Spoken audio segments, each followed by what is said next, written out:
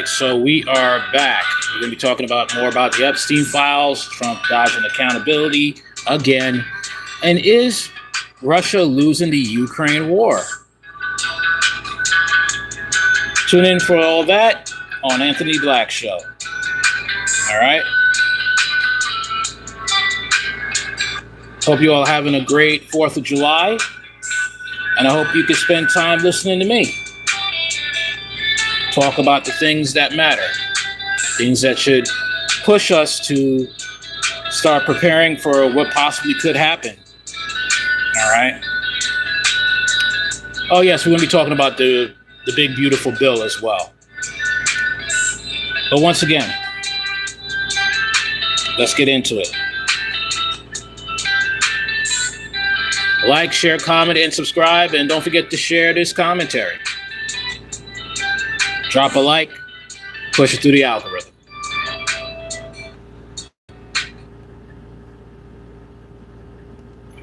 Trump continues to have his administration cover up the Epstein files. What? Donald Trump is covering up the Epstein files? Yes. As you may know, there was a lawsuit brought about by Katie Fang. The Judge Sullivan basically ordered the Department of Justice 2 weeks ago that they needed to release certain files, certain documents, unredact things, etc., etc., etc. Part of these files were regarding an accusation by a former teenager about potential essay with Donald Trump and Jeffrey Epstein. There are supposedly 30-some pages and files, underlying notes from the FBI, others that were never released. Those have been requested to be released, along with names that were on emails from senders and recipients, other information, a lot of other things, and then explanation of why things are redacted. All that was supposed to have been done on the 2nd of July. Today's the 3rd. It didn't happen.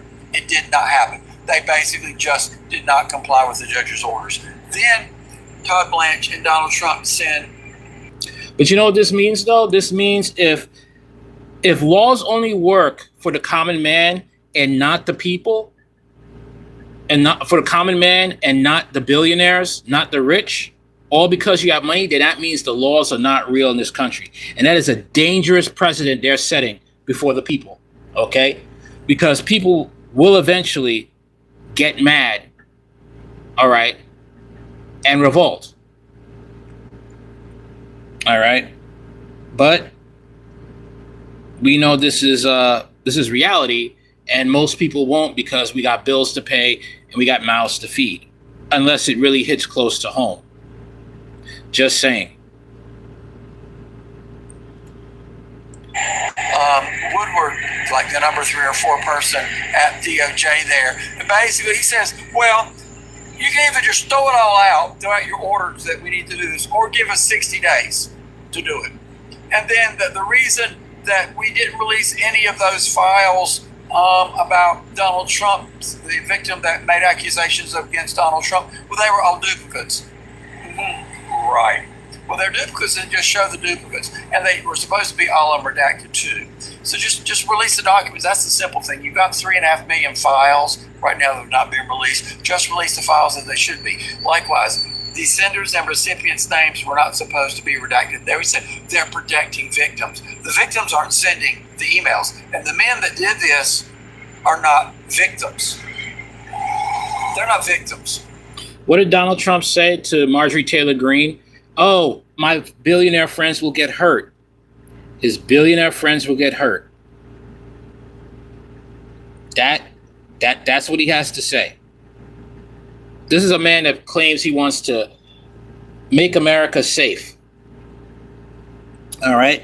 And he's proven to be like every other president before him. Okay? A puppet for the powers that be. At all. So Donald Trump and his administration refuse to comply. They continue to protect these rich men, including potential people in the White House and the president's cabinet. And they don't release the files per the law. The law says they were done. And the law wasn't passed when Biden was president, Obama was president. This law was passed this past November, and it applies to now going forward. And they're not releasing them for some reason, because they're protecting you know who.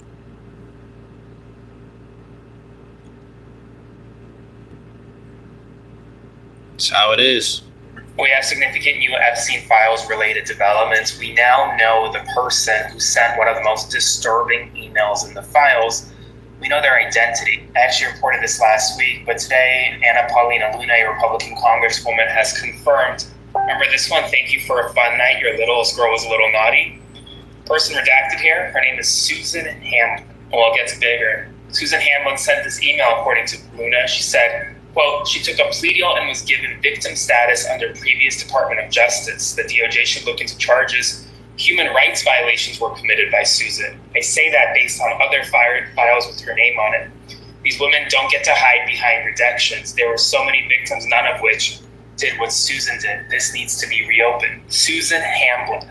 That's the name of the person who sent the littlest girl email. And according to Congresswoman Luna, she likely committed human rights violations based on the other redacted emails.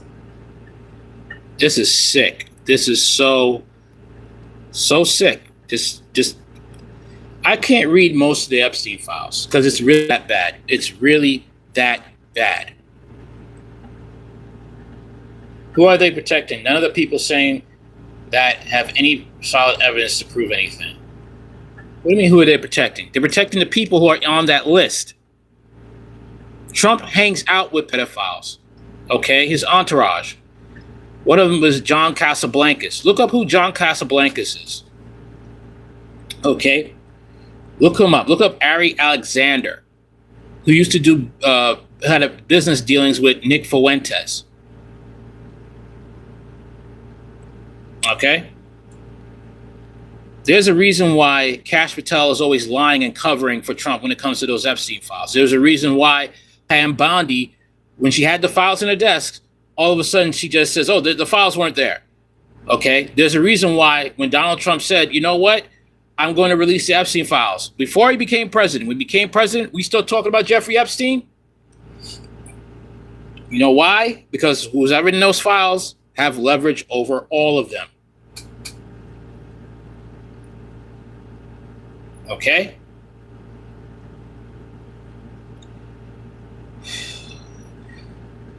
God bless America and God bless Donald Trump.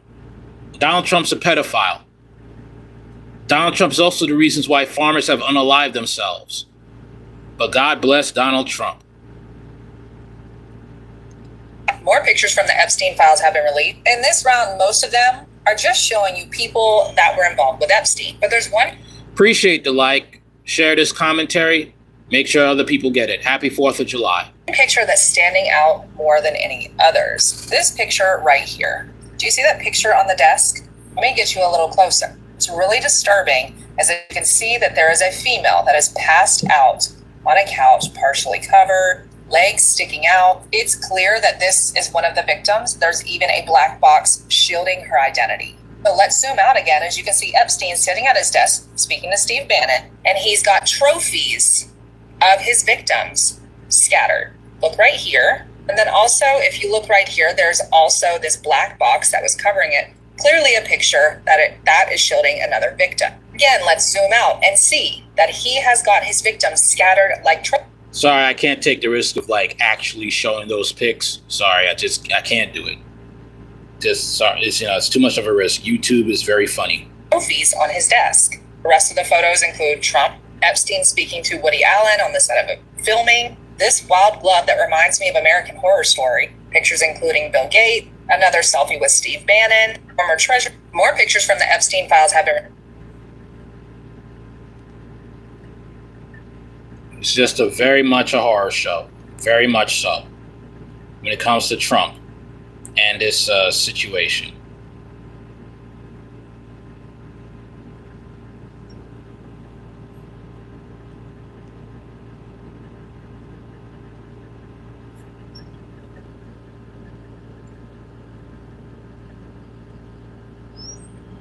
Minute. Here we go. Okay, here we have his anonymous has announced that it will soon release the files related to Jeffrey Epstein, vowing to gradually expose everyone. Files with respect that the victims and the next batch of Epstein files is coming soon. We know our manual reviews of these files and the time it takes is time consuming. But in cases like this, it is our responsibility to treat the files with the respect that the victims and survivors deserve. And so we sacrifice rapid posting for integrity and human decency. With that said, allow us to show you some of what we are finding. Welcome to Little St. James, also known as Epstein Island. A place that should have been beautiful but was turned into an island of horrors for so many victims and survivors. But don't take our word for it. Enjoy a tour from Epstein himself. And here underneath that itself. This is my swimming pool. The ones that I've docked here. My beach.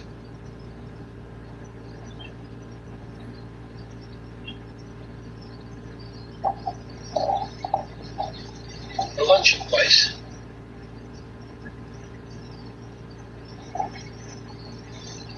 Nursery. Only there's the library. It all seems like fun and games type of a vacation paradise, but we all know that was a cover for what was really happening. And it was events far more sinister than foot massages. It was more malicious and vile than simply having these young girls sweeping his Palm Beach pool. He would make them do it without any clothing. And don't even get us started on the volume of clips he recorded of the girls in his New York City mansion. That's how bad it is, man. That's how bad it is. This man's a monster. Okay? You got Benjamin Netanyahu there too. I mean, it's horrible. That's all I could tell you. It's just, I've read file. it's just really horrible right now. I've seen this. What is this? Republican James Walkinshaw. I've seen some of the files the DOJ is hiding. They include records contradicting Trump's claim that he kicked Epstein out of Mar-a-Lago. Those redactions weren't about protecting survivors. They were about protecting Trump from embarrassment and the cover-up.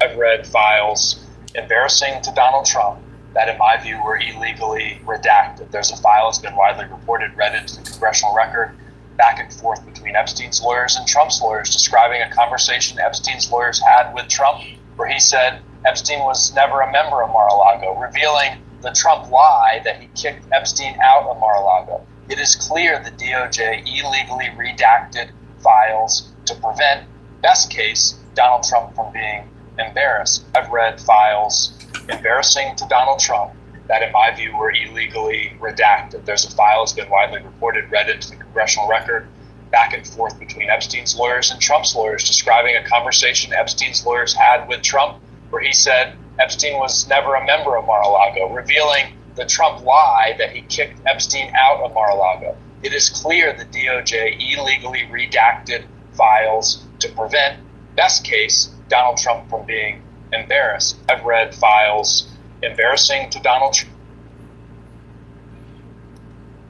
They got to have dirt on almost everyone for them to not call him out. That's what I think. You got to have dirt. You have to have some serious dirt for everyone to just comply. No one can rebel against him. That's how I see it. It's insane. It's utterly insane how much, everyone is covering for him. Everyone. Hired help. And that's such old history. Very easy to explain, but I don't want to waste your time by explaining it. But for years, I wouldn't talk to Jeffrey. Lies. You don't want to bother explaining, but you promised to release the unredacted version of the Epstein files. You don't want to bother explain. And then you reneged on your promise to just add it to the list of the rest of the broken promises you've committed. I mean, I don't want to waste your time. Please waste our time, Trump. Please waste our time. Okay? To at least show some dignity that you will admit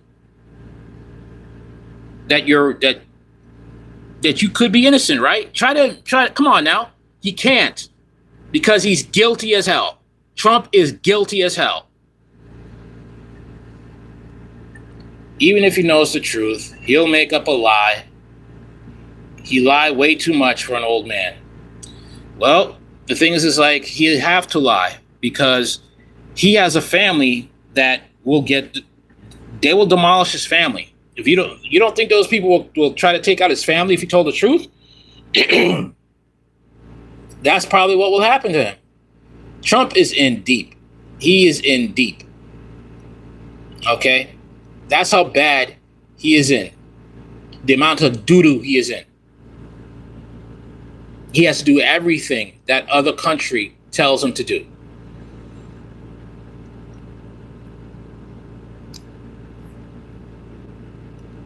Trump is basically selling the Oval Office to the highest bidder. And as the American people are struggling to afford the high cost of his policies, the tariffs, the war, the big ugly bill that cut their health care, he is living large. He's enjoying this new jet, a gift from the Qataris, renovations funded by the taxpayers. He's pocketing cash from these digital schemes. His sons are making money working with foreign autocrats as the corruption is out of control. Trump is basically selling the Oval Office. This is who you voted for. This is who you voted for. Like I said, you had all this smoke for Obama, but you couldn't have it for Trump. Now some of your farmers are taking their own lives. People are going to be not only burying these farmers, more people will be burying their loved ones, because when that big, beautiful bill fully takes effect, many of you are going to be seeing your maker. All right. Department of Justice declines to turn over the additional Epstein files, says redactions were appropriate. For an explanation, ABC's Peter Haralambous is here for more. So, Peter, Leon Black's already called his relationship with Epstein a horrible mistake. What do lawmakers want to hear from him today? And I really think this is all about the money, specifically $170 million that Black paid Epstein over a 5-year period. Again, as you stated, that money was crucial, especially as Epstein was following his conviction and struggling to maintain these relationships. James Comer even saying that this could be one of the most productive interviews they've done so far to date. This one has the potential to be the most groundbreaking deposition, in my opinion. There's a lot of concerning things in the documents. There are a lot of statements from the survivors that are very concerning as well with respect to Mr. Black. Obviously, he's going to have an opportunity to defend himself and for due process, but this could be a pretty significant deposition as we try to get answers. Now, we've seen an advanced here of the opening statement that Black is going to deliver. There are some questions that are going to be off limits, he said, namely his relationship with some women who he says are not affiliated or associated with Epstein. Peter, earlier this week we talked about Bill Gates telling the committee that he thought Epstein was preparing to blackmail him over his affairs. How does Leon Black paint into this narrative that Epstein may have been trying to extort high-powered people? Yeah, I really think that's the big question here. He has insisted that he was not blackmailed. He's going to say that in these opening remarks that we've seen. But that $170 million is a lot of money. He said it's for tax and estate planning. But when you compare that sum of money to the amount of money that Black was paying his other advisors, that's more than 60 times more than what he was paying a prominent law firm. You know what a guy said in the comments? Oh, you're doom and gloom, dude. You're doom and gloom. As if everything that has not happened is not doom and gloom. You want people to say this man is the best president ever, yet everything's going down in flames. People are going to be starving due to that. People are going to be starving due to the cuts that Trump has made to SNAP. People are going to be dying due to the big, beautiful bill. I don't know in what universe are you supposed to just ignore the facts because it's your party or someone you claim that is your president.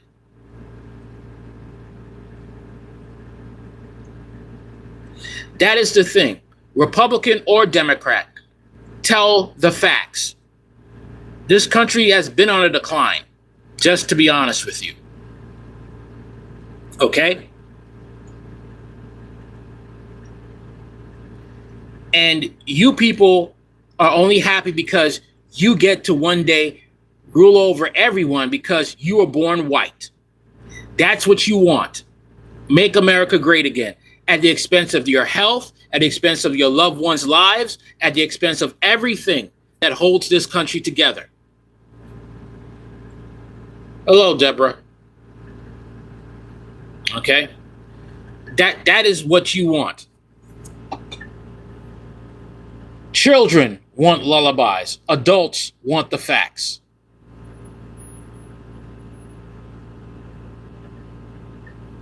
Okay? That Todd Blanche is giving read the handwriting. That is the excuse that Todd Blanche is giving the judge as to why they won't release the Epstein files. There are some files that were written by hand, and he is telling the judge that since a computer can't read that handwriting, he won't release those files. This is insanity. He is saying that if they can't read the handwriting, that is the excuse that Todd Blanche is giving the judge as to why they won't release the Epstein files. There are some files that were written by hand, and he is telling the judge that since a computer can't read that handwriting, he won't release those files. That's what they're doing. They're doing everything, any small, stupid, littlest thing they could come up with to keep these files out of the hands and out of the sight of the public. Yet these people are supposed to be about law and order. Protect the children, but you can't bring abusers of children to justice. Once again, Trump lied about bringing the Epstein files to light. He lied about showing the public the unredacted versions. Okay? And for some reason, people think that he's still a good president.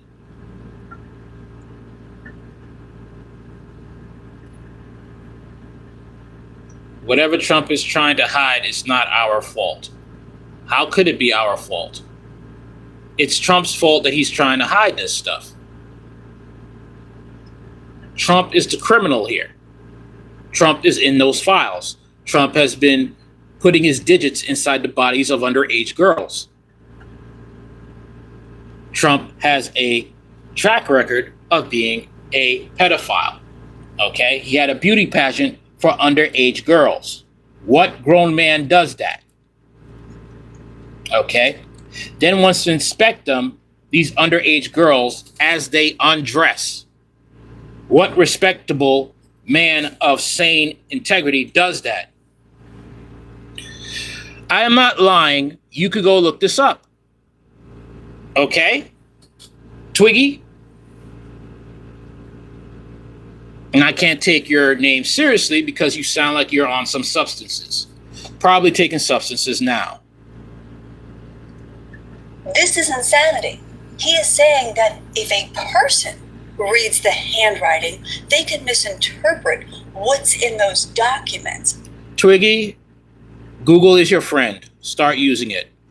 Therefore, since a computer can't do it, they shouldn't be released. That's not a legal excuse. If you can't decipher what's in the handwritten notes, then why aren't you releasing them? If there's no crimes that you can see in those handwritten notes, why are you withholding them? This administration had any interest in protecting women and children, in holding the men accountable in those files, they would release these notes. Todd Blanche is doing everything he can to protect the president and to protect the men inside his... He reminds me of the guy before him. I forgot his name. I think his name was Michael Cohen. And he was a bulldog for Trump, you know? And what happened? He had to do prison time. So I wonder if Todd Blanche wants to do the same thing. I wonder if he wants to spend time in prison. Okay? I wonder if he wants to do that. I'm not entertaining your brain dead argument, Twiggy, because it's really just boils down to we don't care if it's left or right. Hollywood star, dignitary, respectable, famous person, you need to be locked up if you abuse kids. You in those files, you abuse children, you need to be locked up. It's very cut and dry, Twiggy. Not a sports team issue. It's a protect the children issue. Protect the women issue. Very simple, Twiggy. Shouldn't matter to you what political party that person belongs to. It's the fact that you in those files, it's documented you did this and that to children and women. It's time for you to go. Who have been associated with Jeffrey Epstein and who are guilty of crimes, whether they actually committed crimes or they're covering up for the men who did. These are disgusting, vile men, and they are all inside the Trump administration. That's who's running this country right now. People at the head of the largest trafficking ring this world has ever seen. I'm spewing out his name, Twiggy. This is how I know you guys are poorly educated. All right? And your IQ is in the seven levels of hell. Okay? It's because he went out there on the public stage and said, I will release the unredacted versions of the Epstein files. And when he got the presidency, he reneged on the promise. That is why I'm talking about Trump. Twiggy. That's it. It's the same thing if you were to say, I'm going to release something that is connected to me to prove my innocence. And then when you get the opportunity, you backstep. Of course, people are going to talk about you, Twiggy. This is not rocket science. But you're making it out to be simple common sense, but you're making it to be calculus. It's insane. Just put the Department, this is breaking news, a federal judge just put the Department of Justice on notice in regards to... You're on my live stream trying to be stupid now. No, bro. Nah, shut up, man. No. You gotta go. You come up here trying to make me look like the fool. Now I make you look like the fool with common sense. And now you're trying to flip it. Nah, man. There ain't no flipping here. Breaking news, a federal judge just put the Department of Justice on notice in regards to the Jeffrey Epstein files. And now the American people are demanding one thing: transparency. A federal judge has ordered the DOJ to either release additional unredacted Epstein records or publicly explain why those records should remain secret. The judge ruled that the department must justify key redactions or remove them, giving the DOJ a July 2nd deadline to respond. That's tomorrow. The Department of Justice disagrees with the ruling. It says it has already produced millions of pages of records, that many remaining redactions are legally justified, and it continues to oppose broader disclosure. This isn't about assuming what's in the files. It's about whether the government should be transparent when it comes to one of the most notorious criminal investigations in modern history. If names are protected because they're victims or because the law requires it, that's one thing. But if information is being withheld without sufficient legal justification, the public deserves an explanation. Sunlight builds trust while secrecy breeds suspicion. If the DOJ has a valid legal reason to keep information sealed, it should explain it clearly. If it doesn't, then there is no reason for these Epstein files to be sealed. None at all. None. Trump wants to play Mr. Big Spokesman. No one could do anything but me when it comes to the presidency. Well, Mr. Trump, hey, you put yourself out here. Now present the habeas corpus. Present the body. Let's see what you got. We don't want to hear your words you're innocent, okay? You've said too much stuff over the years to implicate that you're not. Prove your innocence. show the unredacted version of the Epstein files. That is what we want. We don't want your little cliches, your word salad. We want evidence. That's it. Anybody else who thinks otherwise, you're a pedophile protector. That's it. You are a pedophile protector. No ifs, no ands, no buts. President Bill Clinton is saying to the Trump Department of Justice and Pam Bondi, stop releasing little bits and pieces that include my name or photographs of me, and instead release in their entirety any document that includes my name and Epstein's. What the former president is saying is that he will be vindicated if they release all of the documents. It's not lost on me that that's exactly what they're supposed to be doing, but are not doing. The heavily redacted documents they have provided already have shown us glimpses of Trump's participation, documents that weren't supposed to be revealed but slipped through anyway. But this issue of Clinton takes it to another level.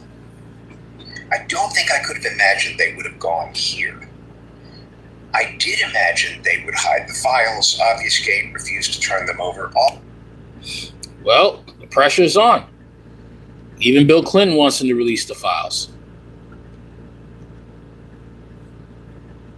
We're back in the news, guys, and I've got the latest. Everybody, welcome back to the center lane. The political discussion for those of us in the middle. Compromise is not a bad thing. It was supposed to be the deadline for the DOJ to tell a federal judge's court order, A, why we haven't seen or heard anything about the other 3 million documents that were supposed to be released, and B, the redactment log. There's supposed to be a log provided, and I'm not sure if it's provided for us or just for the people on the oversight committee or people who are investigating, but all the names and stuff they crossed out in black, there needs to be some kind of a log coinciding with those documents sent out so we can see the names on there. Now, that wouldn't be made public, obviously, because of the victims, but we're very interested in those guys, the other names that are on there, i.e. the guys that are, stand to be accused of wrongdoing this whole deal. So that was not provided. And Blanche did go at the 11th hour last night, probably close to midnight as possible, because he didn't want to be, in contempt of this thing as well as everything else. He's dragging his feet. And he asked for a 60-day extension, saying that there's just no way they can, get to these things done, and it's unnecessary anyways, et cetera, et cetera. They don't have the time and the resources, and it's like, you got time to investigate the Georgia 2020 election. You got tons of resources on that, trying to find votes and fraud that's not there. But we can't take care of something you've known fully aware about since this is all jumped off, over a year ago. So that's a lame excuse. But again, that's what he's doing. He's trying to deflect. This is why he is so popular with his boss, because he does these things very well, and hoping that people will forget about it and that other things important will come along. And the other things important will come along, but we're not going to forget about this. We're not going to forget about that, right, Todd? So anyways, some other things that, like I said, they're looking for the redactment log. Other things that they're looking for. Never stop talking about the Epstein files. Never stop talking about it. All right, sad to say, it's been documented that people have 90% of the people have been stopped talking about the Epstein files, have been distracted, but we can't allow that to be the case anymore. Keep talking about it, form podcasts, keep talking about it until he breaks and talks about the Epstein files, and he releases them unredacted. Those victims deserve justice. The victims that are no longer here on this earth and the victims that are still breathing. Those children deserve justice. The ones that have grown up to be adults and the ones that are no longer here. These were children that experienced horrible things at the hands of evil men and women. There is no excuse. Anybody siding with Trump is just a pedophile protector. There's no way around it. There's nothing you could say to make that not be a reality. Okay? Imagine if that was your daughter, your son. Okay? Once you put it in that perspective, then it's like, hell no, Trump, where are those files? Unredacted. Where are those files? That is what needs to happen. Because you have sickos on both sides of the aisle. All right? Everybody want to talk about the Democrats, but you don't want to talk about Oklahoma, how 39 senators in Oklahoma were against banning child marriage. This is supposed to be God's country. You know how that word just comes out the mouth? They're supposed to be, this is God's country. This is a Christian nation, but you are against banning child marriage. Okay? Claiming that these red states are the best ever. They're the best places to live. But you can't understand marrying a child is a problem. And then you guys have the nerve to go after Islam when you're practically the same thing with Christian nationalism. It's basically white Islam. The white bastard version of Islam. Okay? You guys are not slick.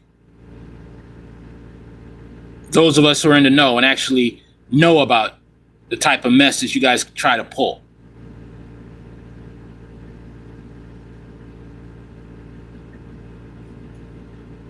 This isn't about Republican or Democrat. This is a human rights issue. This is about children, protecting children and women.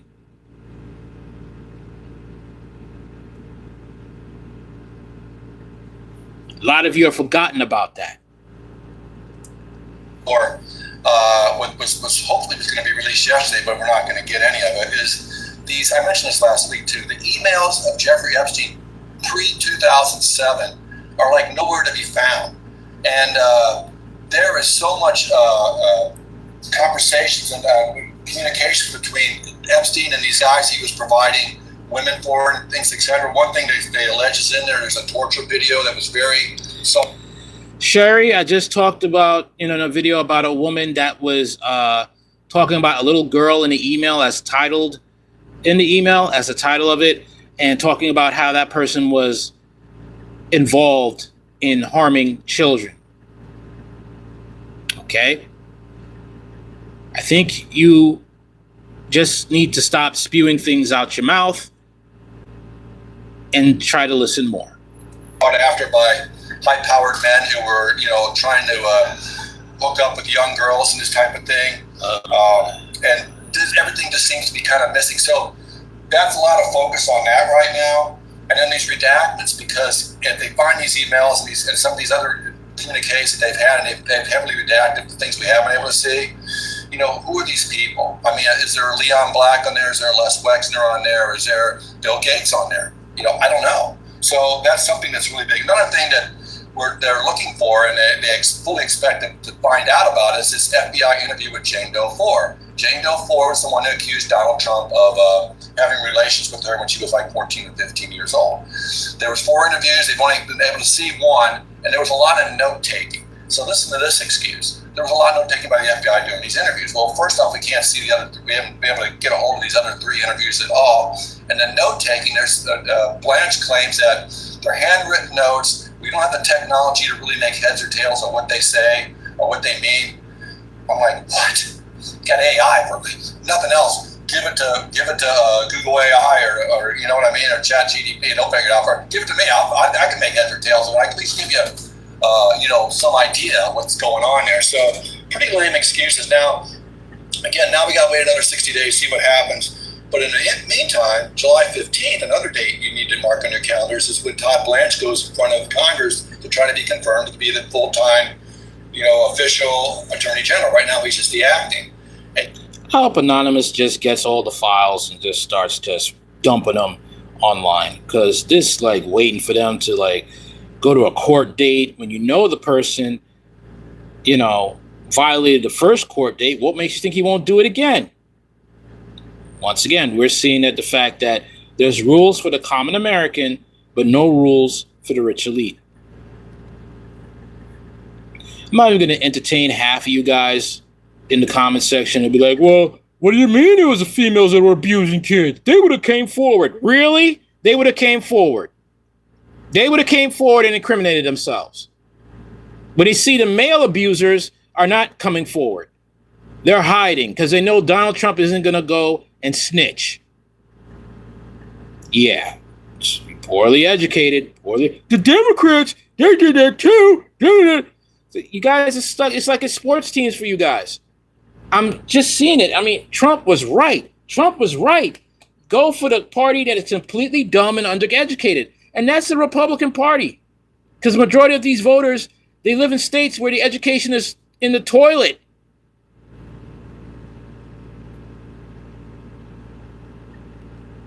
For this, a new document has been released from the Trump Epstein files, in which Jeffrey Epstein's brother Mark told the FBI that he has reason to believe that his brother was murdered because he was about to name names, and that his murder was ordered by Donald Trump.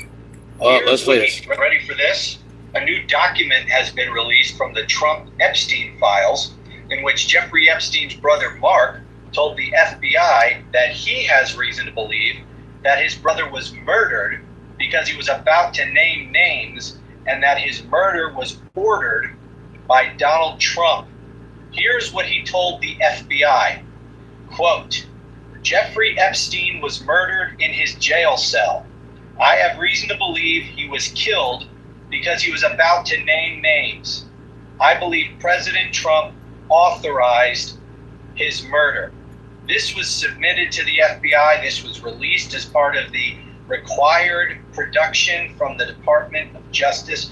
My question is, why hasn't the media interviewed Mark Epstein?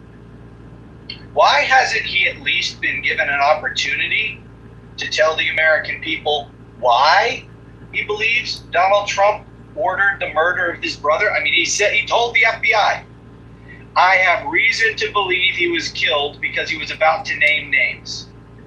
I believe President Trump authorized his murder. Why haven't we been allowed to hear this man explain why he believes what he believes? Why hasn't the media put this man on national television? Why hasn't the Congress of the United States put this man under oath and let him tell the American people what he knows and why he believes what he believes? Because the American justice system is bought. That's why. That's why. Nobody's seeing it? Nobody's seeing it? I hired the best script writers in the world, and they could not possibly come up with a more compelling and accurate visual representation of what 2026 America is like than this.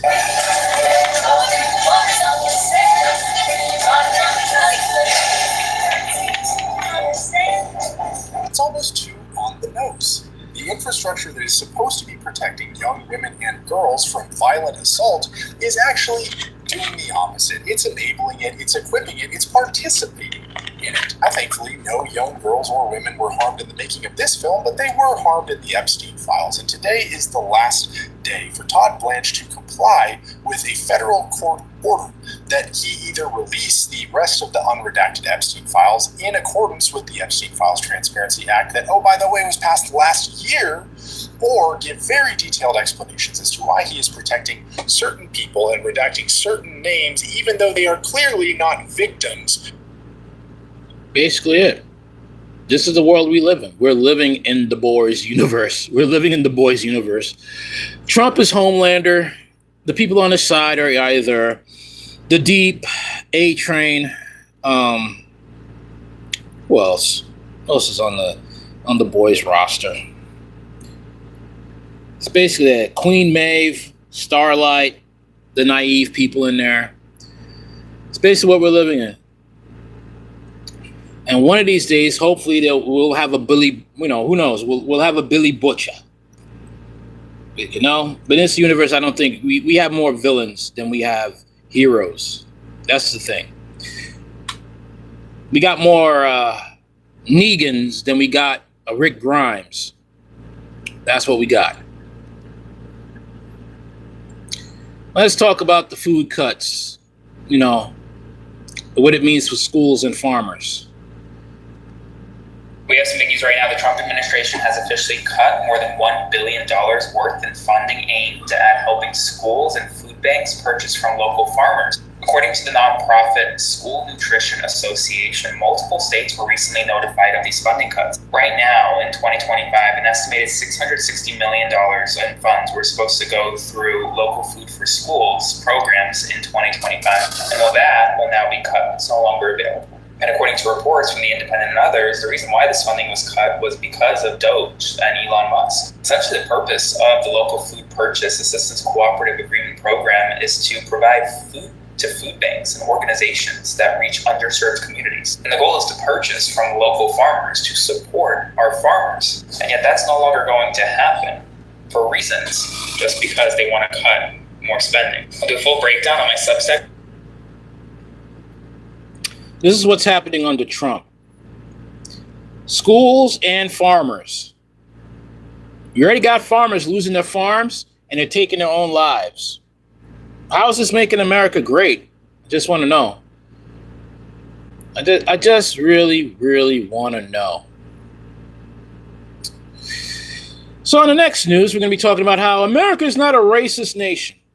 The American nation, America. Let's talk about it.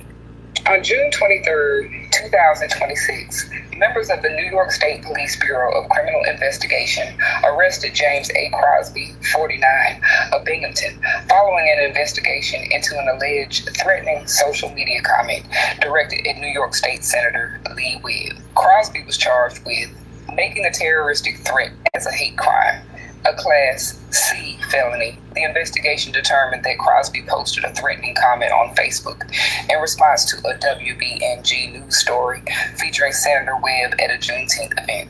Crosby was arrested on June 23rd, 2026, and transported to the Broome County Jail for centralized arraignment. During the investigation, state police determined that Crosby was in possession of firearms despite being prohibited from possessing firearms due to a prior felony conviction. Investigators recovered a rifle, a large capacity ammunition feeding device, and a firearm suppressor, all of which are prohibited under New York state law. As a result, Crosby was additionally charged with 4 counts of criminal possession of a weapon in the 3rd degree, Class D felonies. And this is America, man. Oh, racism doesn't exist. It's all made up in your head. That was so long ago. No. This country was built off of racism. We still have segregated churches, and Trump is giving contractors to build segregated bathrooms, according to Project 2025. Okay? We still got people on the Trump in the Trump camp, Republican side, doing Nazi salutes and waving the Confederate flag. Lincoln freed the slaves. Lincoln said, if I could get the South back into the nation by freeing the slaves, I'll do it. If I could get the South back into the nation without freeing the slaves, I could do it. It was no consequence to Lincoln. It's also come out that the slaves freed themselves, not Lincoln. Marched over to the Union, became spies. The women were cooks, the men were soldiers. Okay? And mind you, this is the same Abraham Lincoln that allowed the Devil's Punch Bowl to happen.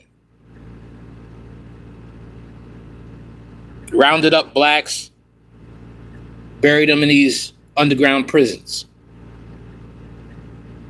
Okay? Just a little something to tell these Republicans when they say, Lincoln freed the slaves.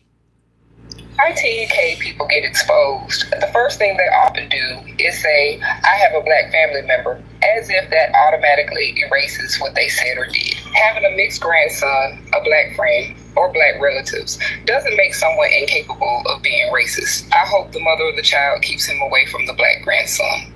We're not intended to be racial, yet he felt the need to mention his mixed grandson if race had nothing to do with it, why bring that up at all? He went to Facebook and said, recently I made a post on WBNG regarding Leah Webb. It was not intended to be racial in any way. It was in reference to what I view as criminal. I've read many articles accusing Sis Webb of using our tax dollars by using legal aid for her personal legal issues. Being black has nothing to do with it. As many of you already know, my grandson is mixed, and I would do it. They always do that when they get caught and when they say something racist and they've been held accountable. Oh my, I got a mixed grandson. All of a sudden it is about race. You're going to do anything you can because you got caught. That's what racists do. They're cowards. Okay? They cry when they have to face consequences because their whole life they've been taught, I could treat you differently and mistreat you because you're born black and I'm white and I'm superior because I'm white. That's it. But when consequences come, oh, I got a black grandson. I got a black wife. Please don't punish me for my actions. I don't deserve this. I'm white. This shouldn't be happening to me. I'm white. This is what they mean by make America great again. This is the America they want, to hang blacks from trees, to call them any names. And if they feel that black person has more than what they have the right to take their life. Anything for him. Now, I'd like to send a heartfelt apology to Senator Lee Webb and anyone else I may have hurt by my word. I understand the harm I have caused and will work on the way I express myself. You don't understand a damn thing. You got caught and you're making an apology to her now. You'll do it again. If you know you can't get caught, you'll just keep it offline. You'll try to do it when there's no other witnesses, there's no cameras, and you'll try to do it to a black person. That's what you want. You're just more careful now when it comes to being online. 100% you meant to threaten that woman, saying you'd be happy to hang her from a tree. There's no, oh, you misunderstand me. Oh, you took my words out of context. Like they tried with Charlie Kirk. Okay? When he said, black women don't have the brain power to hold a white man's job. Blacks were better off under Jim Crow and slavery. That's what he meant when he said the civil rights movement was a scam. Okay?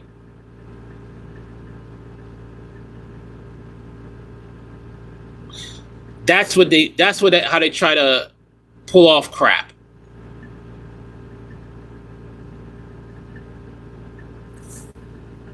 It's hilarious. And those of you people hating, a certain demographic, that demographic owns both parties. And your boy Charlie Kirk was working for them at one point. And your boy Charlie Kirk, finally it hit him that he couldn't be any more of a political prostitute. Okay. When he brought on a certain person that was of that demographic, but he wasn't in favor of what the demographic that was paying his bills, what they wanted to do to a group of people, all right, and take their land. Mr. Charlie got a wake-up call from them. And Charlie understood he couldn't do business with them anymore. But you see, this is how low IQ Charlie Kirk was. Instead of just getting out of Dodge, he thought he could be a freedom fighter.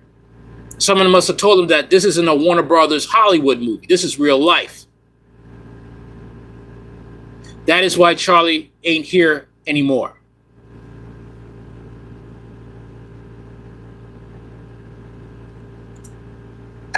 Senator Leah Webb, full statement. It was extremely disappointing and hurtful to see the now deleted threat and attacks on my life in response to a story about Juneteenth, a national holiday that recognizes the end of slavery in America. That day reminds us about both how far we have come and the work that still needs to be done in order to make our communities more inclusive and equitable. Feedback and thoughts on policy are one thing, but to make a public call for lethal violence is absolutely unacceptable and dangerous. We must recognize our shared humanity and reject violence in all forms. Thank you to the community. Senate Majority Leader Stuart Cousins.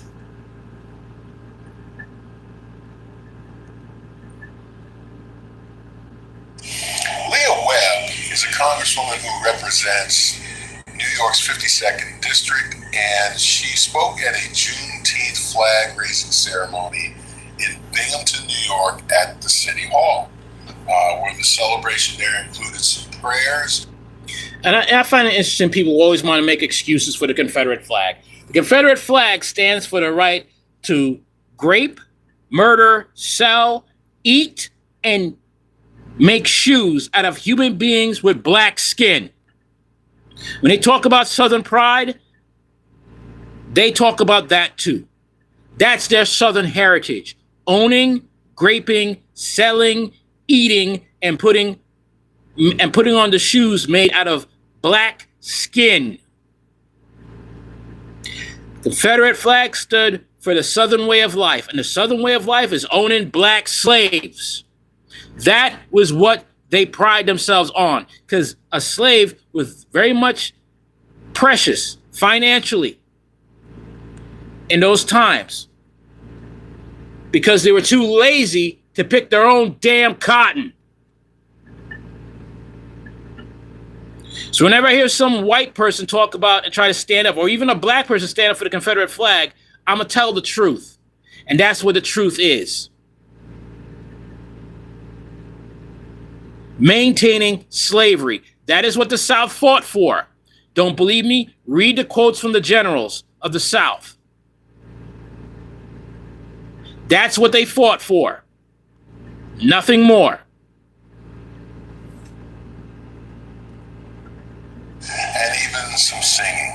And she had a message, and I think it's important to hear the message. In her speech, she emphasized that progress towards freedom and justice doesn't happen in isolation, and stressed the importance of community and shared commitment.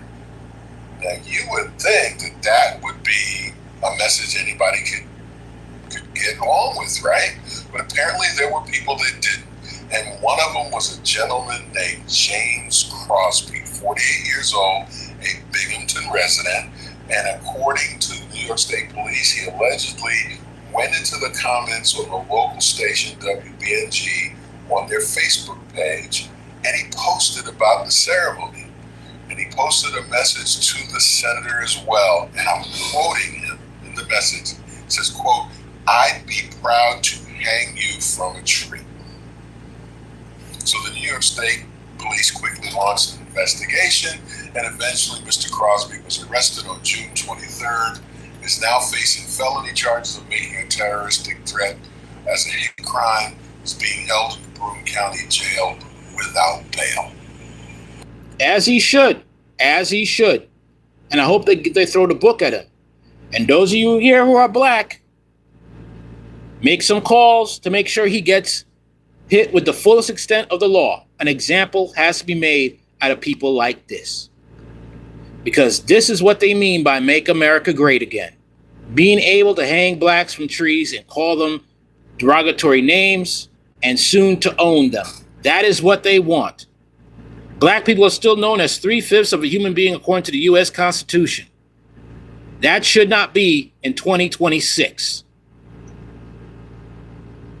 It's a shame that Democrats, all right, can't fight to make it that black people are completely human beings. No 3/5, completely 110% a human being and equal to white people. Well, as everybody else on this planet called Earth. Oh, that makes sense, right?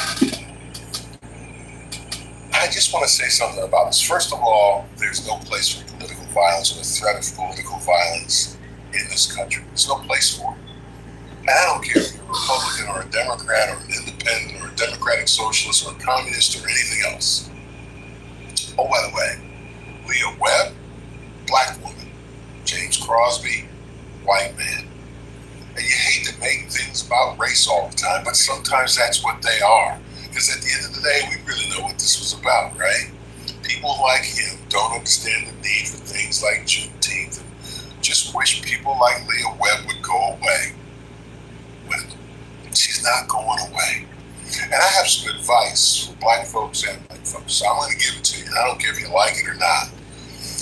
For white folks, listen, there was a time when black folks, probably let's go back to the 50s, where we were protesting trying to get civil rights, and we would say, we shall overcome, and the police would show up and they put fire hoses on us and sick dogs on us, and we really believed in nonviolent protest.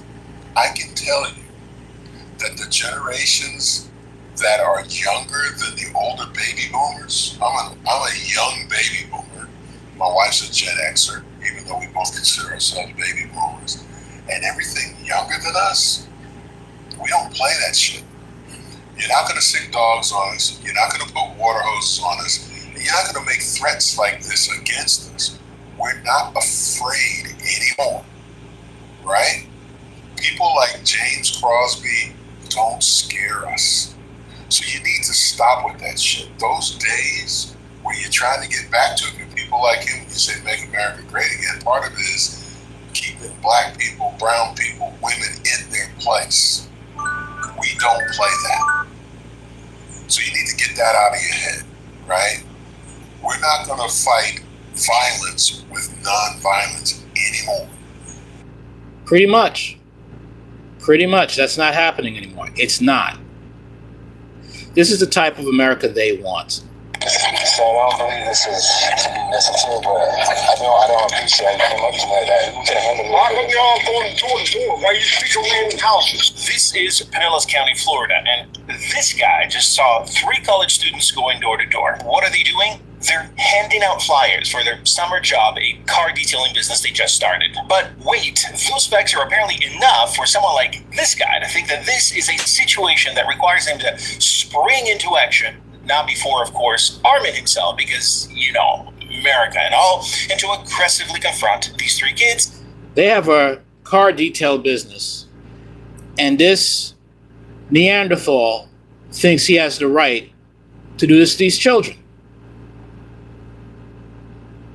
This is what they mean about America, make America great again. This is the rest of the video.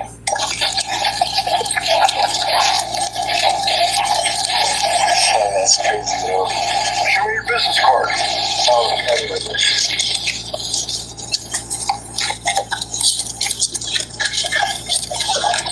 So I don't believe this is to be necessary, but I don't appreciate you much like that. You can handle it. Why come y'all going door to door? Why you speak away in houses? Oh, because there's some people without cars. Some people with cars, like some people don't have cars, some people do have cars, and there are specific service. It's cleaning cars, mobile detailing, take it to your home rather than having to go to a shop. Okay, my car's right there. You walk right by me. Why did you stop and ask me? Because we started on the end of the neighborhood, and we're coming around. We're just checking it out. That's the only reason why I didn't go seriously this way. I was actually just checking out. I was just checking out the people where I was. I can tell you checking out the homes. I want to know why. I understand. I understand we don't have any bad intentions at all. We just want to get. We're just young kids. We're college kids trying to make money with something. I understand that. Nothing on our record. If you want to look it up, you got our ID. I don't want to look it up. Oh well. I can tell you. You please put that away. You want? We're not. Nobody. We're not. Got me. So. This is what they want. To be ignorant, loud, and belligerent towards black people. These kids are not doing a damn thing wrong. They're trying to go door to door to get some clients for their car detail business. That is it. Nothing more. This is why that respectability politics is garbage. Could it possibly, and hear me out, could it be that this guy assumed that 3 young men who were going door to door had to be up to no good and represented enough of a threat? This is Florida, by the way. Florida.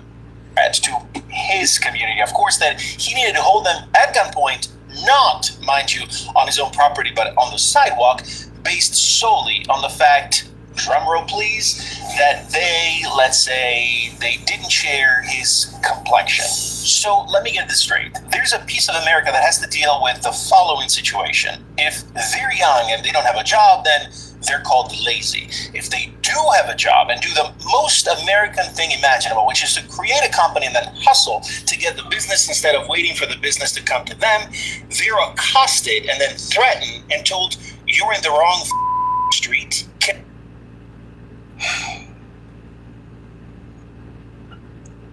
This is America. I don't hear nothing about like this is not a racist nation. This is the America that these Trump supporters, these MAGA, want back so badly. This is what they want.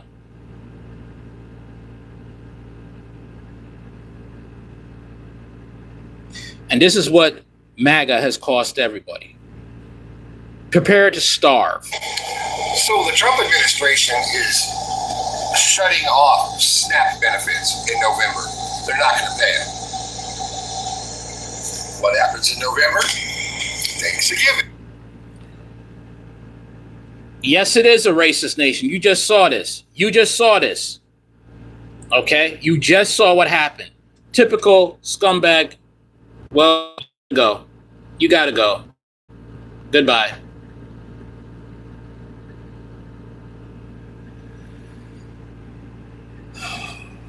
Only adults in this comment section. So the Trump administration is shutting off SNAP benefits in November.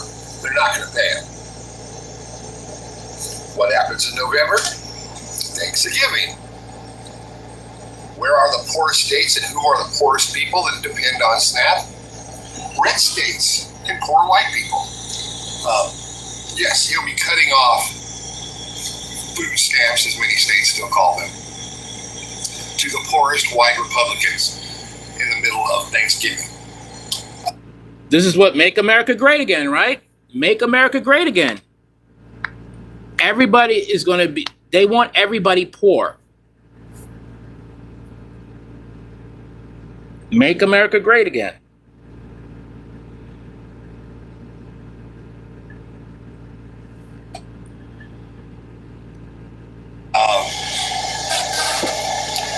Most people have no other way to feed their children or get food in general without their SNAP benefits. So he's targeting his own now. So we'll see where the FAFO comes in here, but at the same time, I feel really bad for those families that won't be able to eat a meal. It's sad. I feel bad for those young children because their parents chose to be MAGA. I feel bad for those kids whose parents took their own lives because their parents chose to be MAGA. They chose to be racist. They chose to hate people because they don't follow the same evil version of Christianity that they tried to brainwash everyone else with. It's basically what it is. You want everybody to believe a bastardized white supremacist version of Christianity. That's it. As it. And because people are not going for that anymore, you saw Trump as the great hope that you could oppress others again.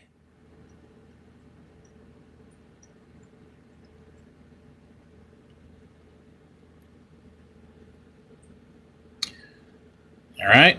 At least 3.5 million people have lost food stamps access as Trump's big, beautiful bill cuts take effect. Analysis finds.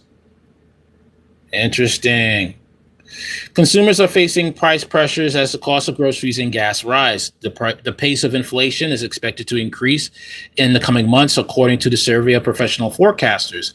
A quarterly macroeconomic survey from the Federal Reserve Bank of Philadelphia. Meanwhile, there has been remarkable increase in food insecurity. The Federal Reserve Bank of New York said in a recent blog post, people cope with higher costs and loss of federal aid, a new analysis shows that nationwide, almost 9% of individuals, more than 3.5 million, who were beneficiaries of the Supplemental Nutrition Assistance Programs, which provides food benefits to low-income families, lost those benefits between July, when President Trump signed his big, beautiful bill into law, and February. The analysis was conducted by the Center of Budget and Policy Priorities, a nonpartisan research and policy institute. The legislation included more stringent rules to qualify for SNAP, particularly regarding work requirements. In addition, the law shifted some administrative and cost responsibilities to states. Ahead of the law's passage, proponents said the changes to SNAP, formerly known as food stamps, would reduce waste and provide accountability. Almost 42 million people nationwide received SNAP benefits in the fiscal year of 2025, according to the most recent figures from the Department of Agriculture.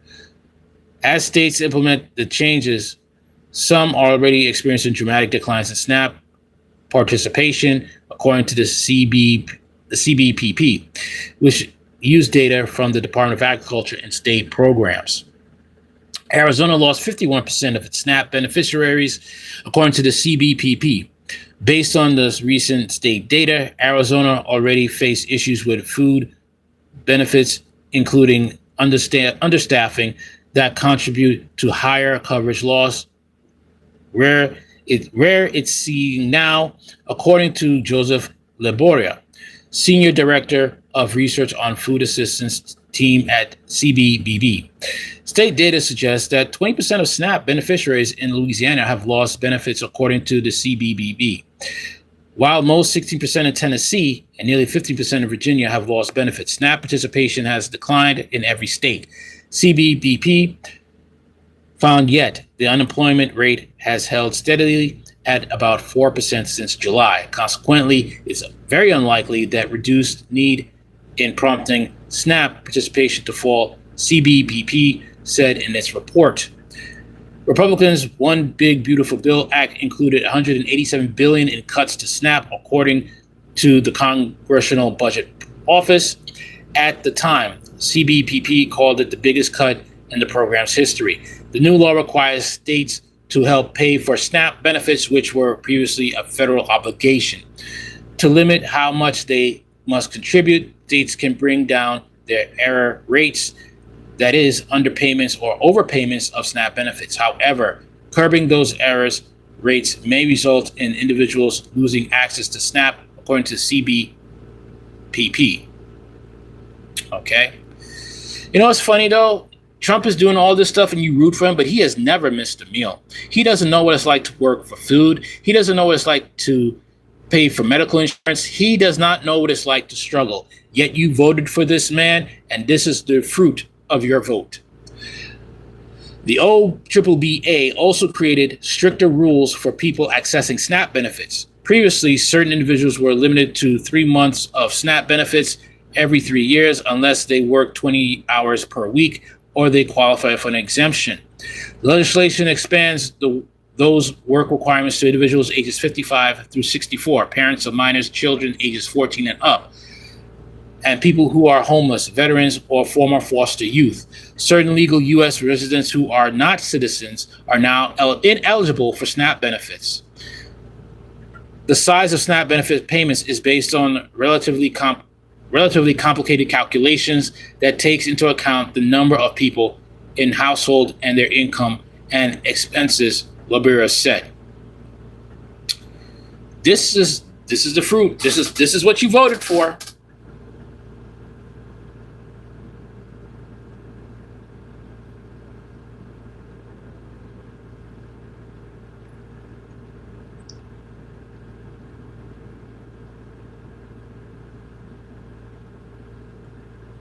Wow.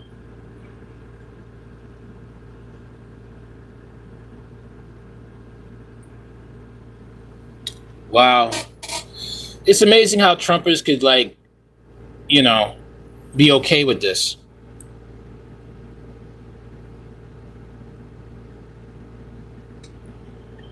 It's funny. Until it happens to them. Watch, that's what it needs to happen. When MAGA changes, it's usually because the policies that Trump has not only hurts other people, but hurts them. Arizona resident Rhonda Keene, a 60-year-old, told CNBC that she applied for SNAP benefits for the first time in February, since her declining health means she can no longer work full-time. Since then, she said she has responded to multiple requests from the state for more documentation to support her application. Yet she still has not received any SNAP support. "I've never been in this situation," Keene said. "It's pretty humiliating." Keene said she's relying on financial support from her family and odd jobs. She said her retirement savings has dwindled and she worries that she could lose her home. She has also applied for Social Security disability and retirement benefits, she said, but has been told that the application will also take time to process. Experts say Keene's situation is not unusual. There's this mountain of paperwork that households are being required to submit for SNAP.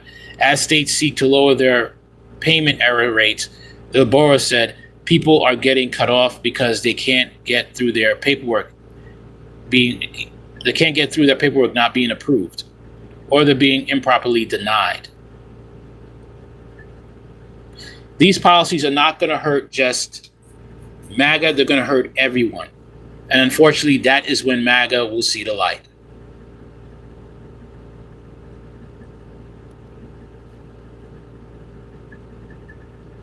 So our country is heading into a massive children's hunger crisis, and I want to explain to you exactly how we got here. So you will remember that Donald Trump's and Republicans' One Big Beautiful Bill Act, which passed last year, included $187 billion in cuts to SNAP, the Supplemental Nutritional Assistance Program. And they did these cuts in two ways. First, by making states pay for more of SNAP benefits costs, and also by increasing work requirements, which are basically just mountains of paperwork that are designed to bump people off of SNAP. Now, of course, Republicans said this would not affect the neediest people. Oh, no. I reported this week that more than 770,000 children already have lost their SNAP benefits because of this bill. In other words, as this tweet says, Republicans lied. This is from reporting of only 12 states. Imagine what it will look like when all of the states have reported. And even just in these 12 states, look at that statistic. Of all the people who are no longer receiving benefits in those states, 46% were children. One senior policy analyst at the Center on Budget and Policy Priorities. You can't tell me anything about Republicans caring about family. You cannot tell me anything. You talk about the Democrats, guess what? Republicans don't give a damn about family either. Look how they're treating children and look how they handle the Epstein files.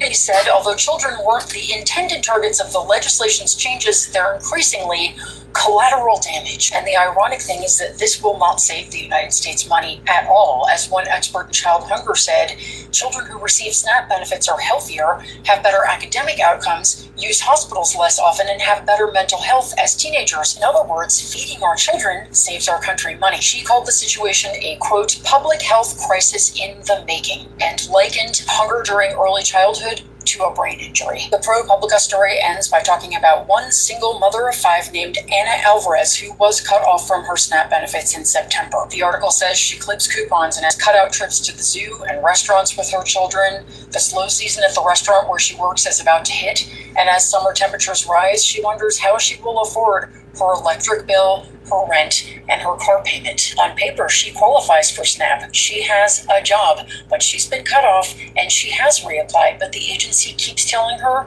to wait. So please know this, and please spread the word.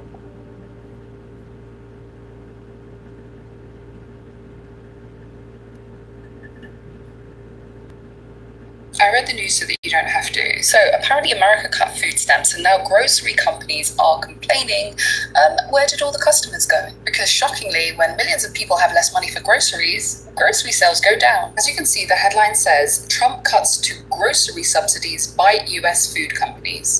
Let me tell you what's going on. So this is about SNAP, which stands for the Supplemental Nutrition Assistance Program, formerly known as food stamps. This is a US program that helps low-income households buy groceries, and it's not some tiny niche benefit. SNAP households are a huge part of the grocery economy. So according to the article, they make up almost a third more shopping trips than other households. And a lot of their spending goes on branded packaged foods. You know, the kind of stuff that's sold by companies like Kraft Heinz. We're talking about macaroni and cheese, Oscar Mayer meats, everyday supermarket products. But After Trump's One Big Beautiful Bill Act, SNAP was cut significantly. So the program is expected to lose around $180 million in federal spending over the next decade. Work requirements were tightened, including for people aged 55 to 64. So since the law was passed last July, the number of people receiving SNAP has reportedly fallen by 3.5 million. So that's about 8%. The US Agriculture Department says participation has now fallen below 40 million people for the first time since 2020. Let me break it down for you, because this is where the economics gets very simple. So if you cut food assistance, people do not magically become less hungry. They just become more constrained. So they buy less, they trade down, and they move to like discount retailers. They also rely more on food banks, and that is showing up in the company results. Kraft Heinz have said that lower SNAP payments and fewer recipients had a negative impact on demand for products. And the CFO estimated. Is everyone on SNAP a parasite? No. Okay, that's the thing. A lot of people that are on SNAP, they're working families. A lot of people on SNAP are not people that are, parasites that don't work and they have nice houses and cars. Some of these people on SNAP, they are working people. They are doctors. They are construction workers. All right? In the Midwest, they're working families with a lot of children. These are white people with a lot of children. It's not just black people who are on SNAP. It's not just Mexicans who are on SNAP. They're white people, Trump supporters. Okay?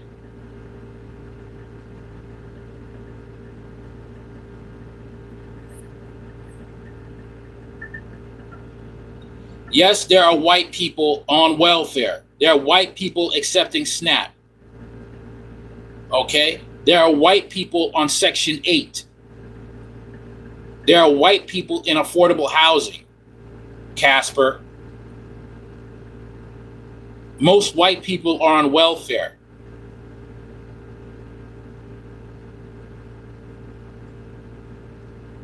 These aren't lies, Casper. Right, most of the people on SNAP is white. What is Casper talking about? What are you talking about, Casper? Most of the people who voted for Trump are in the Midwest, and they're poor.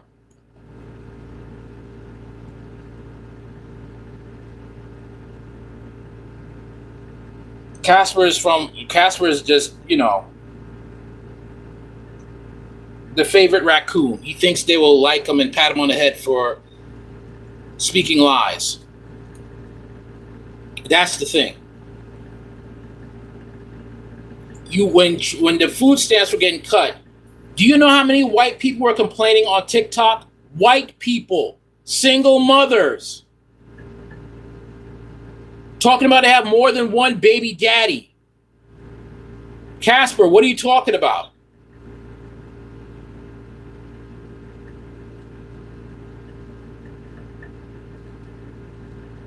So right now you're just spewing nonsense, Casper.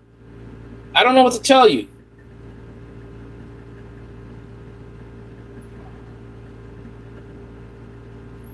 I'm from Alabama. We live the Europeans that...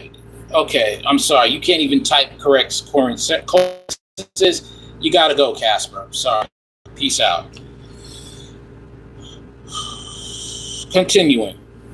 That it could knock about 1 percentage point off the revenue growth for the next year. Ahold Delhaize, which owns US supermarket chains including Food Lion and Stop and Shop, also said that SNAP benefit reductions were dragging on sales. And the article also said that in Arizona, the SNAP participation had fallen by 42% since July. At the same time, the Community Food Bank of Southern Arizona says that the number of people receiving food from charity has risen from around 150,000 to 200,000. Quick run through of that: state cuts support, supermarkets lose spending, food companies lose sales, and the food banks pick up the pressure because you're not eliminating the need, you're just moving the cost somewhere else. This is the thing. Welfare is often framed as just a handout, but in practice, programs like SNAP are also economic infrastructure. That money goes straight back into the economy because people use it to buy food, supermarkets receive revenue, and food companies sell products. So workers keep the shelves stocked and supply chains move. Local economies circulate that money. So when politicians cut benefits, they may be able to say that they reduce government spending, but the economic impact does not disappear. It just shows up as lower sales. As more pressure on charities, as families skipping meals. It shows up as older people or disabled people or lower income workers and children being pushed into more insecurity. And that. Funny thing about these people are like handouts. These billionaires love those government contracts. They love that government Monday. When they talk about handouts, they love that government Monday. Money. They love that money. SpaceX, okay, with Elon Musk and his rockets that he just wastes money on that don't go into space. They explode and with debris, and there's a lot of lawsuits that Elon Musk has to fight with that. Yeah. Look into Elon Musk and those government contracts he gets when he wants to talk about welfare. So let's talk about Ron DeSantis and how he screwed up. Ron DeSantis and Florida Republicans wasted your taxpayer dollars on a $1 billion mistake that just got shut down. Alligator Alcatraz has officially been closed after almost a year of lawsuits. I'm not on SNAP, and I don't mind helping those that is in need of it. I don't want to pay for war. Unfortunately, we don't get a say when it comes to war. But as the old saying goes, when it comes to these politicians, we don't have money for the poor, but when it comes to war, we always have money.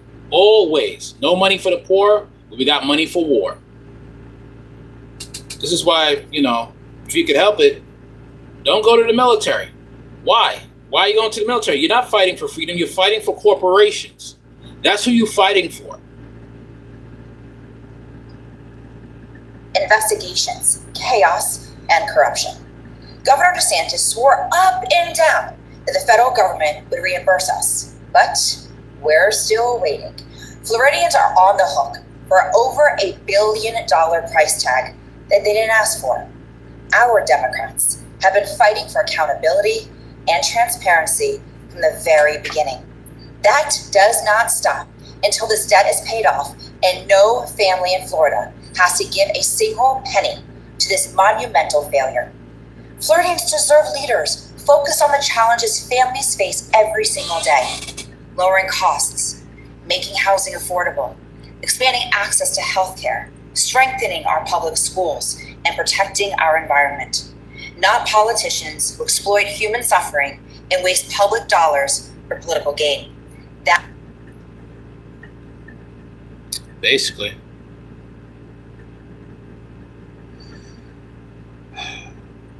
So let's talk about Trump's grandfather.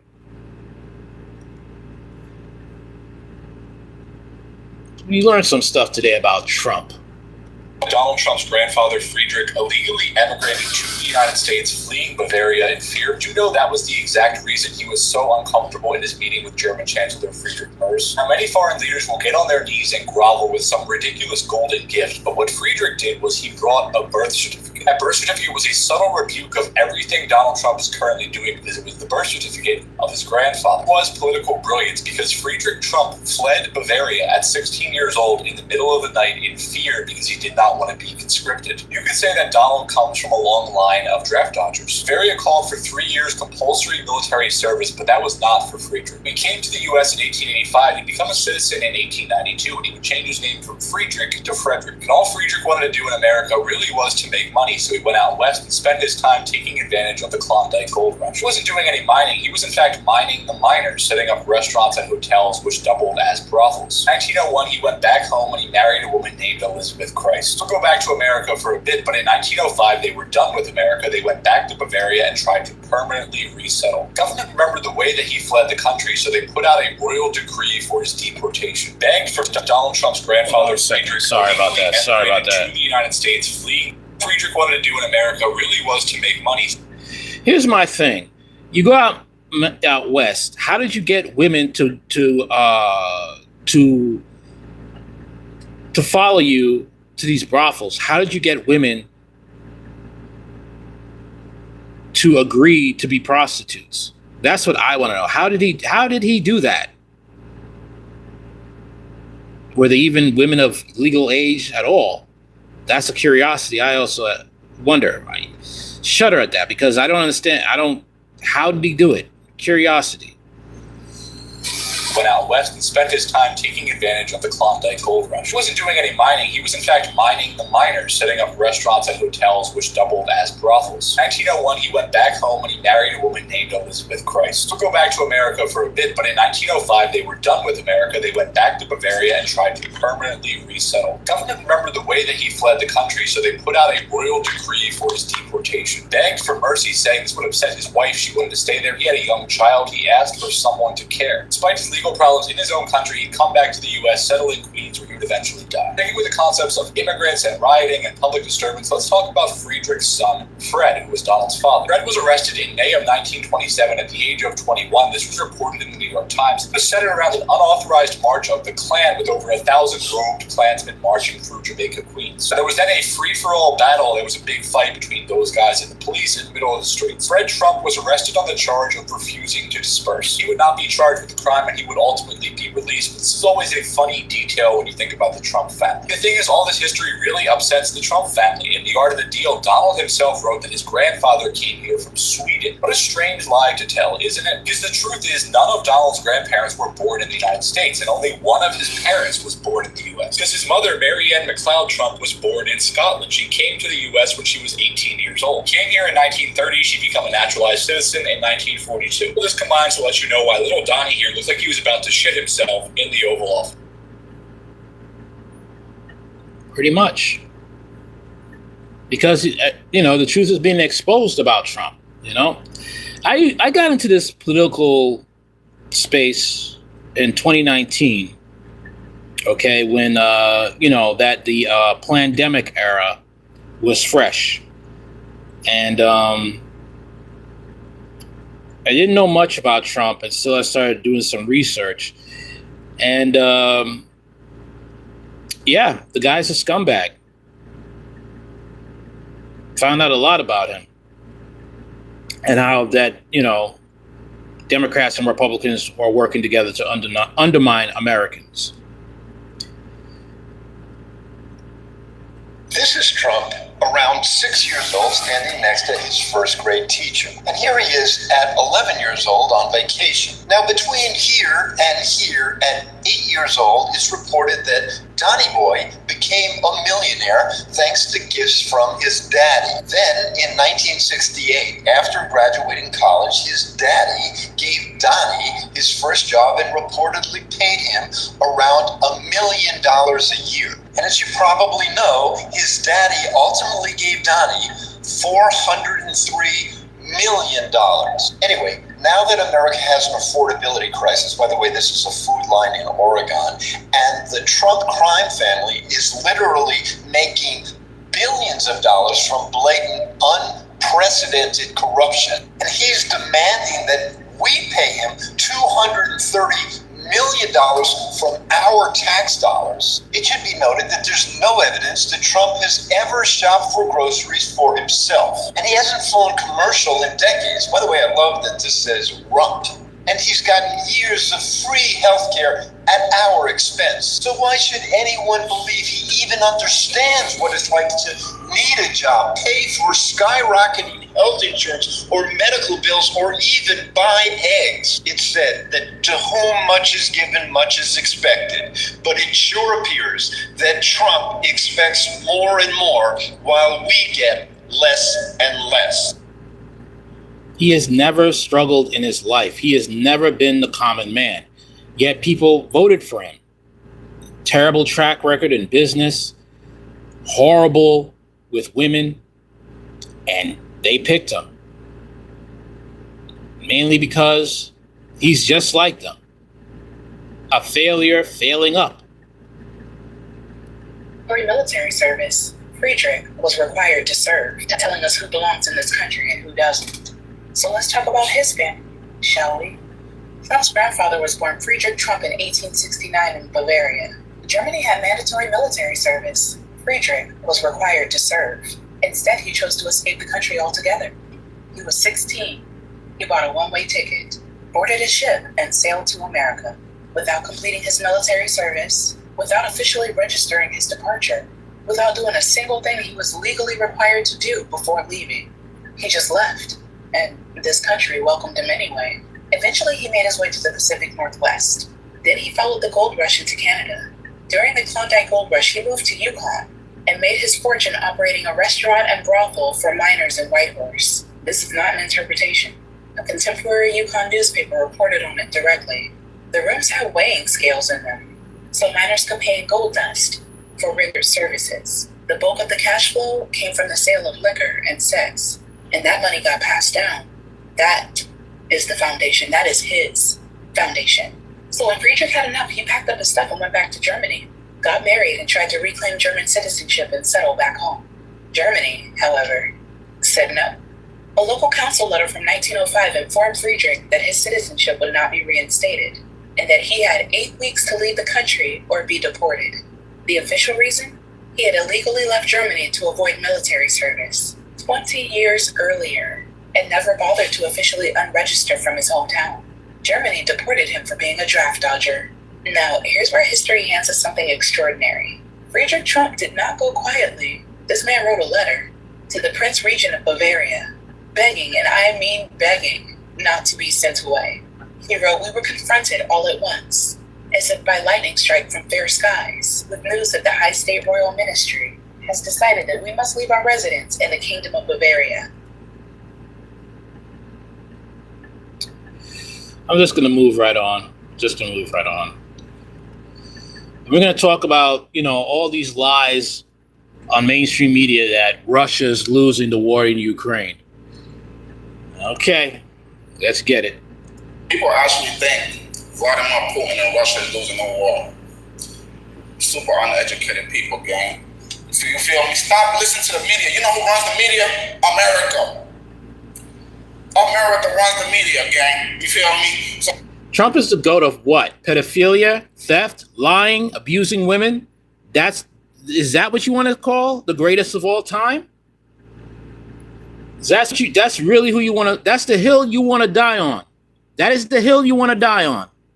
Okay. But we not hearing everything that's going on in fucking Russia, gang. But from the real sources, gang, Russia's been winning that war. Ukraine been lost. Russia, let me tell you, stupid people in the back. Russia is fighting America, NATO, and Europe. Russia's not fighting Ukraine. This much I don't understand. It's called a proxy war for a reason. This shit is simple, it's all there clear to see. That's why America has been investing billions and billions of dollars to this war. Because they are the war machine running this shit. This is why this war is lasting this long. Because Russia is fighting three empires. Three powerful empires. The United States, NATO, and Europe. That's why this war has been going on for this long. It's not about Russia losing. Russia's actually winning the war. And Vladimir Putin can't even pull out even if he wanted to, because it has gotten that far up. It's gotten too much things have happened. Too much people have lost their lives on both ends. You feel me? Of course, they're gonna lose their life because again, y'all not understanding America. They're fighting America, Europe, and NATO. The Ukraine are using American, NATO, and Europe weapons. You feel me? So there's gonna be life lost on both sides. You feel me? And trust me, ballistic missiles and drones are two different ways. Russia has ballistic missiles launching them motherfuckers.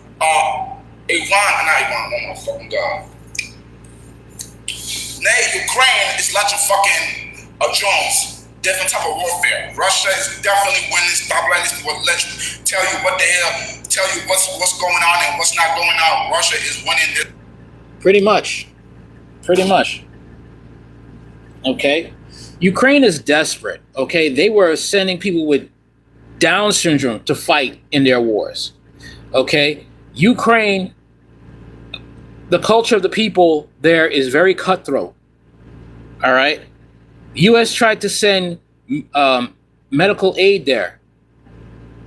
The higher-ups in the Ukrainian ranks take the medical supplies for themselves and sell it. Okay? During the Joe Biden administration, Joe Biden tried to send military weapons to Ukraine and train them. You know what the Ukrainian soldiers did? Took those weapons, sold it on the black market, and those weapons ended up in the hands of the Mexican cartel. Do you actually think a country like Ukraine that has that type of military is going to win a war with Russia that's a disciplined military machine? No. Zelensky has suspended elections because the people of Ukraine don't want to go to war anymore. He has had his military kidnap Ukrainian civilians, young boys and men, and force them to go through military boot camp to fight in Ukraine war against Russia. Okay? He has locked up journalists. And this man is very entitled, very entitled. Your soldiers are dying in war, and you think it's okay to have an interview with David Letterman, a comedian, instead of being serious, being a serious leader for your troops. Soldiers are dying. You decide to have an interview with David Letterman.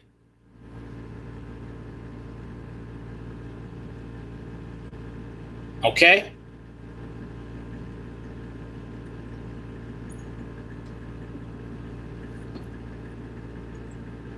Joe Biden sent boots on the ground to help with Ukraine. Guess what? Russia put those American soldiers in body bags. Seen all over social media. Oh, yeah. Russia's losing. Russia's losing. What? And their reason for that was like drone strikes and loss of life. In war, people's lives get lost. Europe will not get involved in taking over the what's happening with the drone strikes, and they're not panicking over the aid being brought in. People say, why aren't you blowing up that airfield? Because Russia's winning the war, you morons. Russia's winning the war on the battlefield. The final battles of the liberation of Donetsk are taking place right now. We're looking at I think it's Slavyansk is being threatened. Kramatorsk is going to be fall. There's another city that the Russians have 60% control of. The Ukrainians can't hold land. They can't hold the cities. They are losing. They are being defeated. They're fighting hard. There's no doubt about that. Their drones are awful. Just ask the troops at the front line. I just came from there. Their damn drones are everywhere. The Ukrainians, they're everywhere. Everywhere. The Russians are not panicking. They're saying, yeah, problem. We're working on the solution. They're not panicking. But who's panicking? Zelensky, because he knows that the real war, where it counts, boots on the ground battles, is being won by Russia and won by Russia. Yeah, I just told you about how the U.S. sent boots on the ground during the Biden administration to fight Russia, and what happened to them? Russia packed them up. This is why I don't believe, you can only believe mainstream media when it comes to certain things. And when it comes to this war against Russia, I will not believe a single soul. I will not believe that Russia is losing or Ukraine is an innocent nation. That nation is racist as hell. Okay, when the war first kicked off, they were going to leave those black and Indian foreign exchange students to rot while they filled up the trains with Ukrainian men and women and children. No, hey, I don't have a problem with, helping your fellow citizens out, but have some compassion and help out those foreign exchange students there. Obviously, they're there because you worked out some sort of deal with their countries for them to be there. And thank God they had cell phones, because that was the only way those foreign exchange students were going to be able to get on those trains to get out of Ukraine. Okay? Those of you who don't know about Stepan Bandera and how, Ukraine is very much a far-right nation. You should look into that, especially Oliver Stone's movie, Ukraine Under Fire. All right? Because mainstream media will lie to you. Okay? They're lying to that propaganda was strong when the Ukraine-Russian war popped off, and they were saying, yeah, Ukraine is they're victims. Oh, yeah. And you start looking at it, you find out about Azov Battalion, you find out about Stepan Bandera, you find out about the racism, the neo-Nazi beliefs of Adolf Hitler that they believe. Okay? You find out about the human rights trafficking children, and illegal weapons trafficking. Okay? It's a whole bunch of things. Everybody was chanting when it first popped off, Azov Battalion, not understanding that Azov Battalion is a neo-Nazi regime.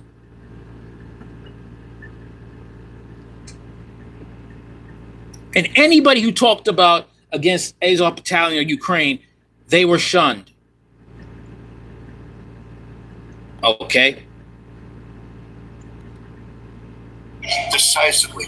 So he's playing these propaganda games. Right now he's trying to provoke a conflict with Belarus in order to find a reason for Europe to get involved in this war. Europe will not get involved in the Donbass. They will not. And Europe's not going to get involved in Odessa. So you're saying that, and I think about this all the time, and I think you're right. Lavrov and Maria and Mr. Putin and Mr. Medinsky and all of these people who you and I know are they're wise, they're sage, they're experienced. They don't knee-jerk react, and they know that someone's trying to goat them.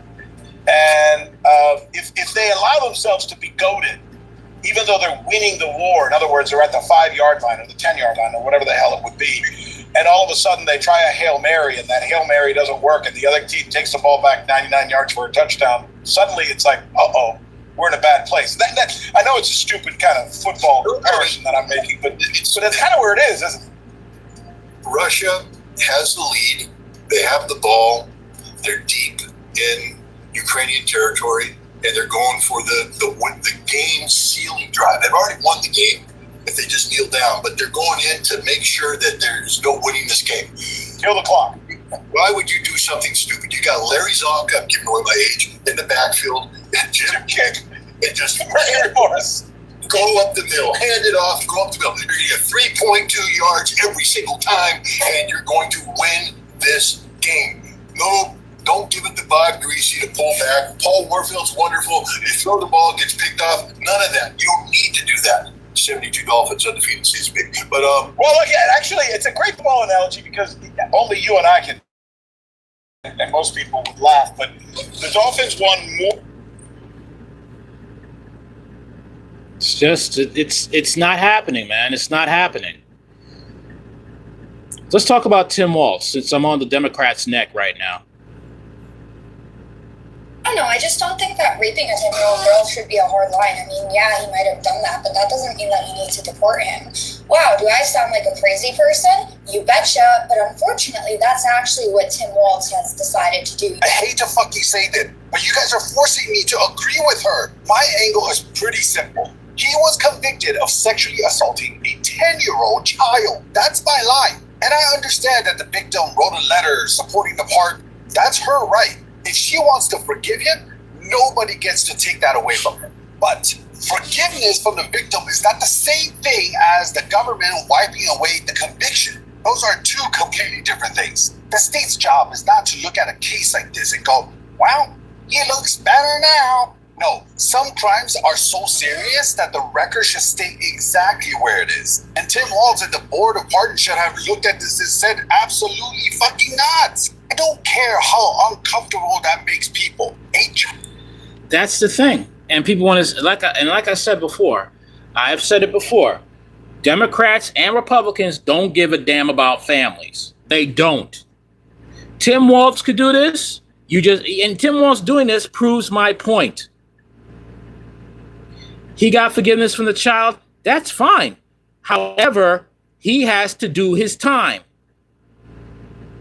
He should be spending life in prison. He abused a child. All right?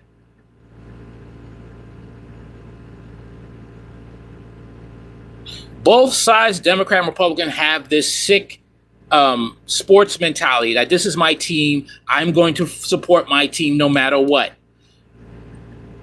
Their character, their behavior, be damned. I'm supporting them to the day I die. And no, that should not be the way things should be. No. Okay? Absolutely not. Unacceptable. And so I don't have any type of remorse for the victim writing a letter and being so far past it. That's fine. But the other 10-year-olds that live in society that know there's no punishment aside from being on some list for getting molested by a grown adult is absurd. And I like boils my blood that, Tim Walz, other Democrats can't get this. It's like easy to be on the right side of history with immigration. Like allow this country to grow, allow it to flourish in a variety of industries. Even when it comes to immigration, right? An immigrant rapes or commits a heinous crime, all of a sudden you guys can't think that this person, you can't look at this individual immigrant as a lawbreaker and have him punished to the fullest extent of this country's laws. No, you can be like, well, you can't just look at every immigrant the same way. We're not looking at every immigrant the same way. We're looking at this particular immigrant who chopped up a woman. This particular immigrant who carjacked someone for their car. This particular immigrant who committed a shooting spree or sold drugs. We're looking at these particular immigrants, the ones that commit crime. They have to be punished. And even with the Biden administration, he just looked over that and would ignore the fact that his supporters are suffering, that American people are suffering at the hands of illegal immigrants who commit crime. See how I made a distinction? Not the one who's a hardworking illegal immigrant, not the one working the farms, not the one just trying to, huddle himself together with other illegal immigrants working at a mom and pop shop just to make a living. The illegal immigrants who commit crime. And this is why I can never be fully on board with the Democrats. Because you do this type of nonsense. Same thing with the LGBTQ. You have ones that, they grape kids. And all of a sudden, well, straight people do the same thing, We can't just judge all of them that way. We're not doing that. We're judging the ones who harm kids. And that's why I'm okay with Russia banning same-sex adoption. Because they understand you do a crime like this, I'm not looking at everyone. I'm looking at every LGBTQ person who adopts kids. I'm looking at the ones who harm kids. It's really that simple. It really is. But because you guys refuse to do that, you could see why some people would turn over and go to the Republican side.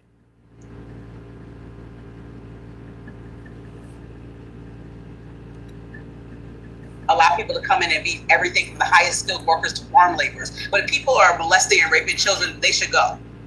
And I don't understand why there's any nuance there, why we're protecting folks like this, especially because he's saying, I want to stay at home with my wife and 6 children. Well, I'm sorry. You shouldn't rape kids then. Or maybe your wife and 6 children got to go with you for decisions you made. You can explain to them in another country. They don't have to go, but you. Yeah, but you can explain to them. Personally, I don't think he should go anywhere. I think he should do time in our prison system. No, he needs to do time in a prison system because if he goes back to his home country, he'll probably do it again. No, separate him from his family. His family could stay in America. He goes to our American prison. That's where he goes.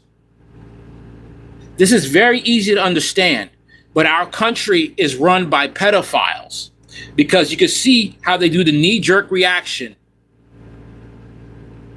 when it comes to pedophilia and harming kids. They don't give a damn about kids. They drag their feet when it comes to kids. That's it.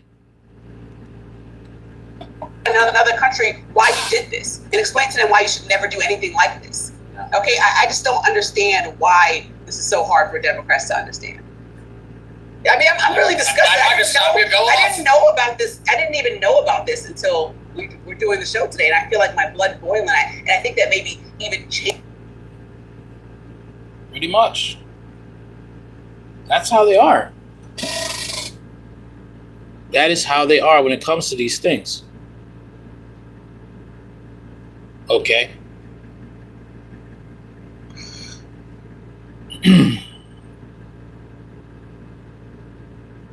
This is how it is. It really is that way. Well, thank you guys for coming by, and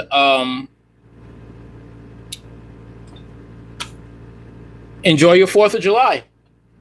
Peace. Like, share, comment, and subscribe.